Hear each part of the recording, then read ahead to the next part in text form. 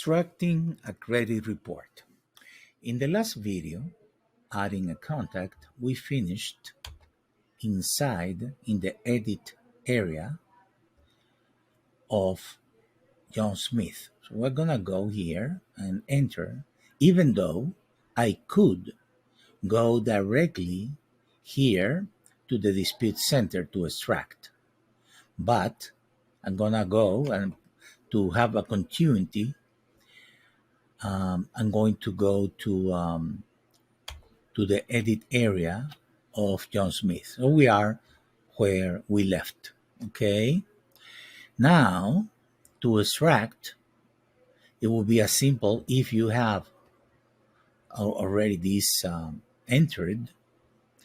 In other words, you're not waiting for your client to send you this login information. You simply click extract dispute. That's all, right? And it will be extracted. Okay, I'm not gonna do it. Why? Because I'm gonna show you other ways to do it, but this one it makes sense, obviously, because you finished entering the data for the contact right here, and then you will click this one, and your work will be essentially finished. But I wanna show you other options. What are those options? One option is to click here, dispute center. This will take you to the dispute center. Again, why would you do that? Really, it doesn't make too much sense because you already entered the data and you can go and extract with just one click. So, but it's here in case that you are, for example, let's say that your client gives you originally the mobile and then it gives you another phone number. Well, maybe you're coming here to add the phone number and you want to come back to the dispute center. That case makes sense. Another way to go, probably the one that you will use the most, is by clicking the dispute center here, the red icon, the gavel. Still, there is another way to go to the dispute center, and that is from the dashboard.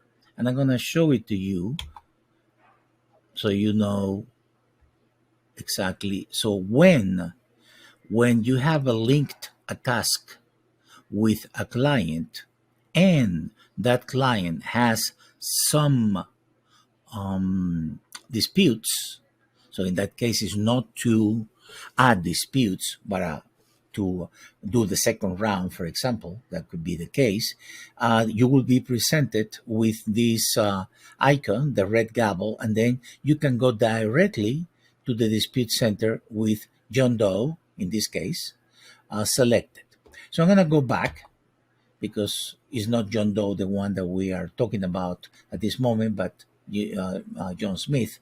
And I'm going to click this red gavel. Okay. In this case, I'm going to the dispute center. I know that we have no records because it says so here. So whether we see them or not, if we have records, it will be here or here, pretty much at the top and not at the bottom. Okay, so still you can click show all if you want to kind of be absolutely sure. But anyway, yeah, this is enough. And then you can extract from here. If you remember, we selected this one as our credit report provider, right?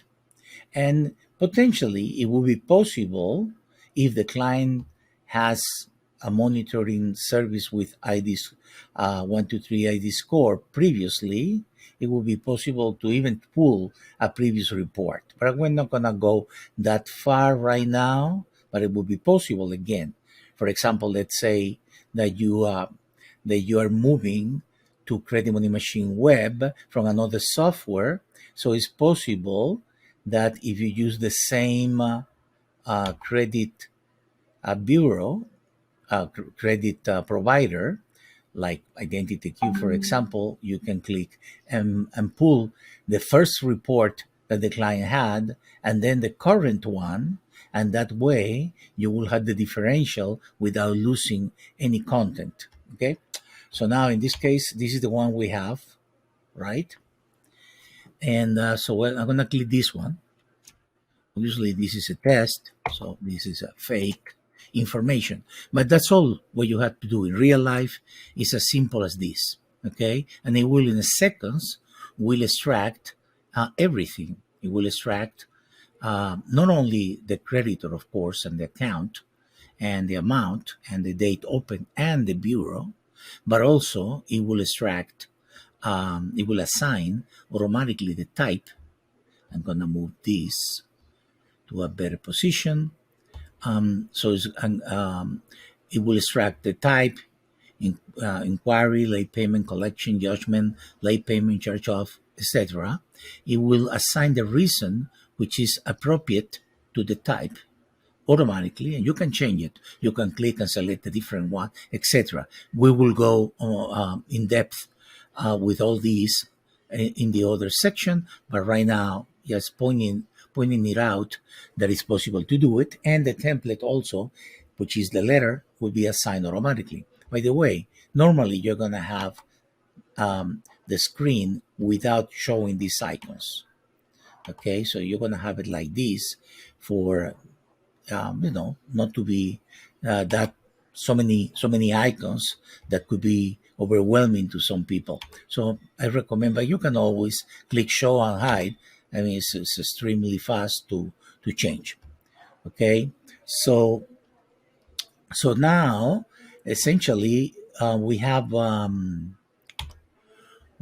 for example the status. Some statuses are on hold by default. Why? Because this one, for example, is an inquiry that has more than 1 year, so it is on hold automatically. Also, could say ignore if it's a duplicate. Okay, the difference between hold and ignore will be explained, but essentially the ignore won't show in the portals. The on hold will show in the portals, but won't be considered for disputing. Okay, because this date, the open date, is lower than a year from today, from today's date. Okay, so that's that. So this concludes the importing the credit report, and you can go to the next lesson. Thank you.